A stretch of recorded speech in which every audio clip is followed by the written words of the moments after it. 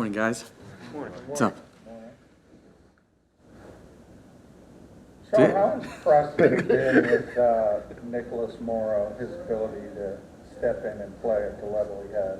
Yeah, he's done a really good job. Coach Elliott's done a good job coaching him up and getting him ready, and Nick's done a good job taking that coaching and really taking ownership of this role that we've asked him to step into.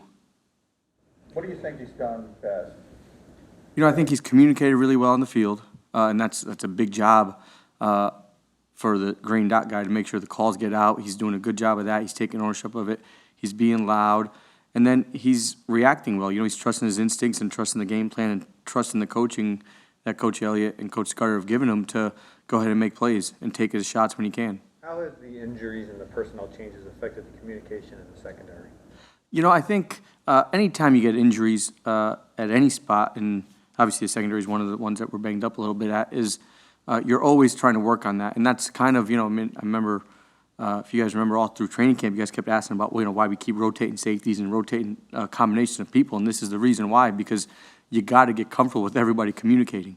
And that's just the way this league is. And so, I don't think it's impacted us too much, but there's always a layer that, it's a new voice that you got to hear a new voice in a loud stadium, and that person's got to be commanding and loud. So there's always a little bit of a transition, but we've done a good job, I think, preparing for that.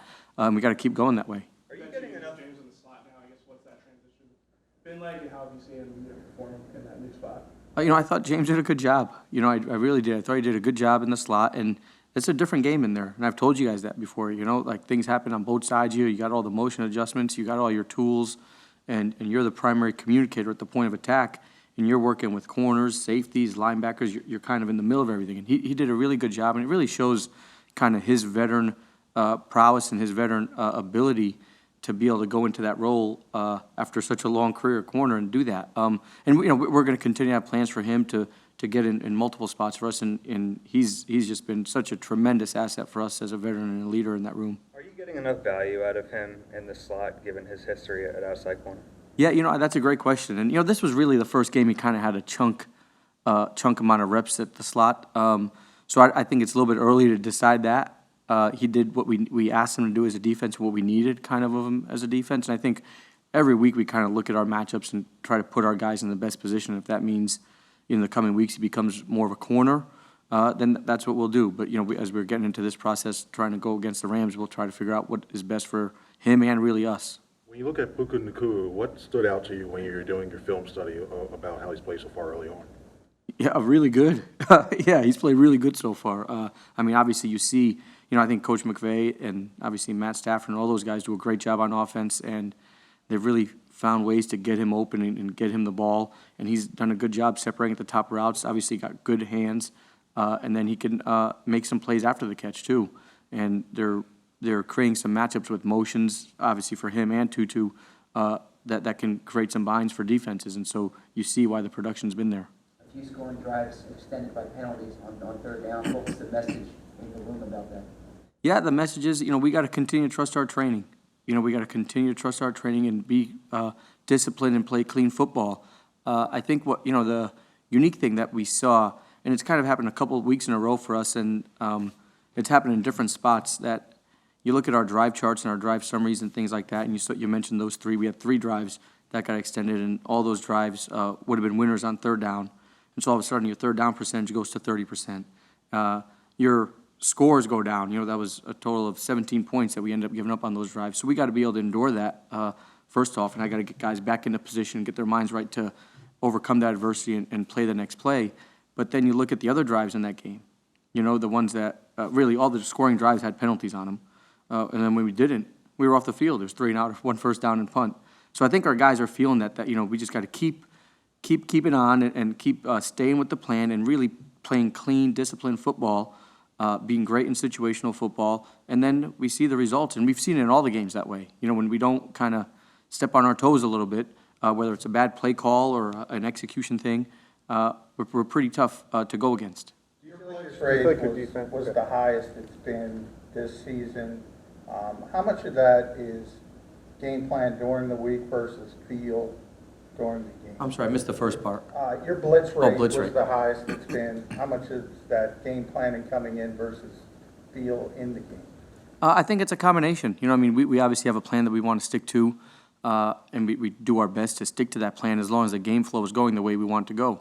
And then you always got to adjust. You know, we came out in the second half and had a few good series that we put together in the third quarter, and got off the field and had some critical stops and, you know, start to settle in there a little bit. So I think we always adjust, and we always have a plan of how we want to attack the opponent. And so the game required us, and we wanted to kind of throw a little bit more at the quarterback in that offense. How do you think you did in terms of like when to disguise and when not to disguise versus their pre-snap motion?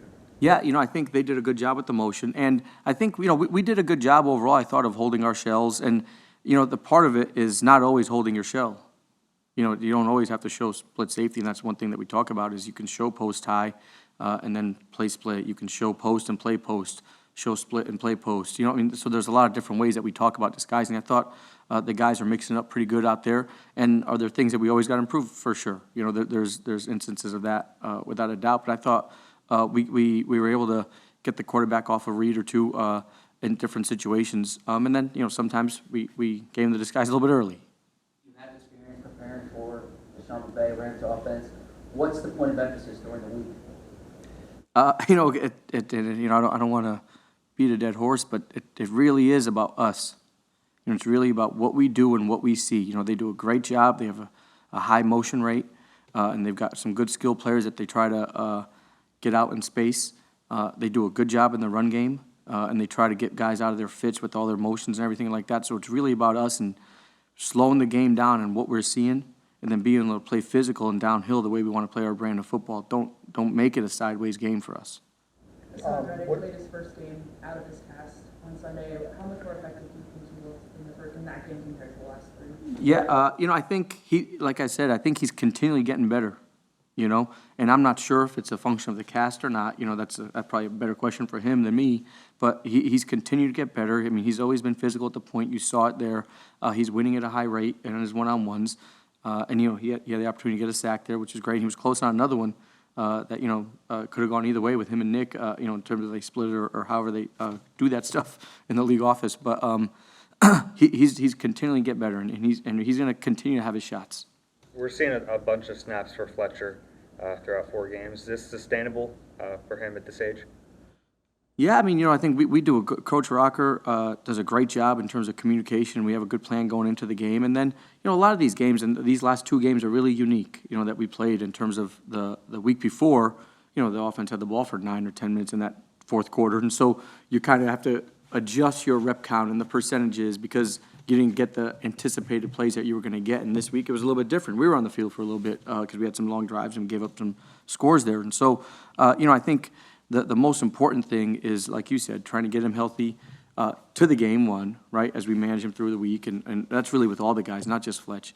And then as you play your first half and first 3 quarters, trying to get our guys in the best position, in the healthiest position to be there in the fourth when we need them, you know, and then put that on a bigger scale in the fourth quarter of the season when we need them too, you know. So we got to continually monitor that, and we do a great job. We got a great staff to continually monitor that, and Fletch is obviously part of that communication.